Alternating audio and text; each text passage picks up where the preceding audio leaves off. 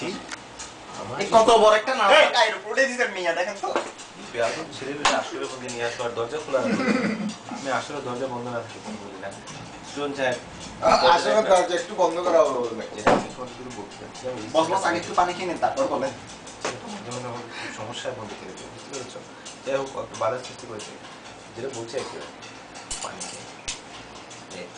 আগে আমার আমি যেটা বলছিলাম বন্দিকা সেটা বড় ঝামেলার মধ্যে পড়ে গেছে পানি আমার দেন আমি খাবো তো ভাই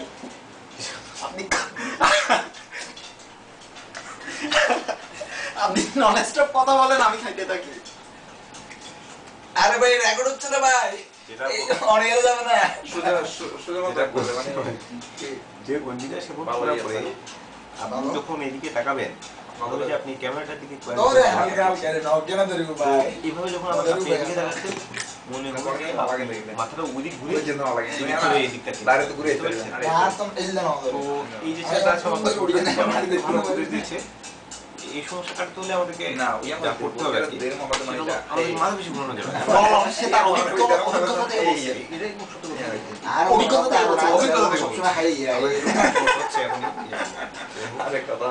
কথা কি বলতে চাচ্ছি আমরা ভুলে গেছি মাঝে মাঝে একটা ভালো কথা বলছে ভুলে গেছে বলে হ্যাঁ সেটা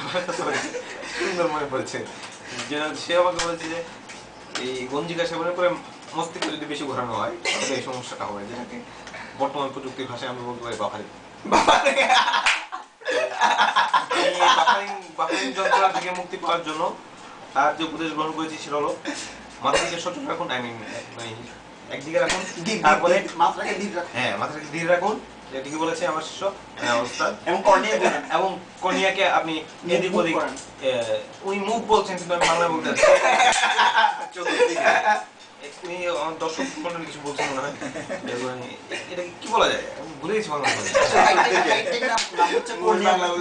মুভমেন্ট না আমি মুভমেন্টের বাংলাটা জানতে চাচ্ছি আপনি তো কর্নিয়া বলছেন ভাই প্রথমে কর্নিয়ার মানে চক্ষুমণির নড়াচড়া মানে মোটামুটি বাংলা বলে বলেন আমার ডিকশনারি ভালো আরিফের ডিকশনারিটা ভালো ডিকশনারি ভালো কাজ আপনারা কি জানেন ভাই মানে যদি বাজানোর মতো আর কি তো এখন যেটা কথা হলো দর্শক মন্ডলী নিয়ে অনেক কথা বলে ফেলেছি আমরা এখন আমাদের শোটি দেখবো এডিট করব তারপরে ফাইনাল করার জন্য আমরা ভিডিও কাছে এটা প্রোডাকশনে যাবে আমি তীব্র প্রতিবাদ জানাচ্ছি যারা আমাদের এই অনুষ্ঠান নিয়ে সমালোচনা হাসি ঠাট্টা বিদ্রুপ করেছেন তো প্যান করবে কি এখনো যায়নি তো অনেক আর ভাই না এটা যাওয়ার পরে যাবে এটা ক্যাসেটে করবেন আমি এই জায়গাটা সমস্যা সবসময় সমস্যা করে বলতে যাচ্ছিলাম যে সকলকে ধন্যবাদ আমরা এডিটের পরে আপনাদের হাতে দ্রুত হস্তান্তর করব আমাদের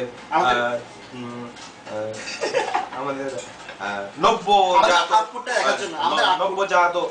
আমি নব্যজাত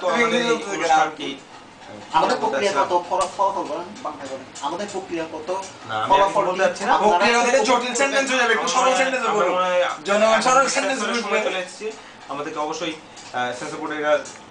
সাবমিট করতে হবে অতএব বাংলাদেশ জিন্দাবাদ জেলায় আমার একটা কথা আছে দর্শক মণ্ডলী আপনারা এটার নামে কোনো অবজেকশন করবেন না এই ছবি যাই হোক এই ছবি আজে হোক এই ছবি বাজে হোক আজে বাজে দুইটাই হোক কোনো অবজেকশন করবেন না একটা বিড়ি দেন কাট আপনার কি বলার আছে